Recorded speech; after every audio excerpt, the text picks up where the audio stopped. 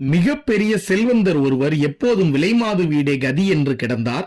பணம் குறைய தன் சொத்துக்களை விற்றும் விலைமாதர்களிடமே செலவழித்து வந்தார்.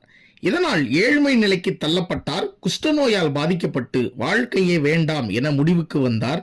திருவண்ணாமலை வல்லால மகாராஜா கோபுரத்தில் மேலே ஏறி கீழே குதித்தார். ஆனால் விழுந்தவருக்கு ஒன்றும் ஆகவில்லை. உன்னால் ஆக வேண்டிய காரியங்கள் நிறைய உள்ளது என்று ஒரு அசரீரி மட்டும் ஒலித்தது. காப்பாற்றப்பட்டவர் யாரும் இல்லை, திருப்புகழ் எழுதிய அருணகிரிநாதர். திருவண்ணாமலை கோவிலே தன் உலகம் என எண்ணினார். இதனால்தான் திருவண்ணாமலை முருகனுக்கு சிறப்பான சன்னதியாக விளங்குகிறது. அறுபடை வீடுகளில் நடக்கும் அத்தனை திருவிழாக்களும் இங்கு நடைபெறுகிறது. தைப்பூசம் அன்று 1008 காவடிகளும் இங்கு வருகின்றன. தமிழ்நாட்டில் வேறு எந்த சிவன் தலத்திலும் இப்படிப்பட்ட ஒரு அதிசயத்தை நம்மால் பார்க்க முடியாது. இதற்கு காரணம் அருணகிரிநாதர் என்ற தனி மனிதரே.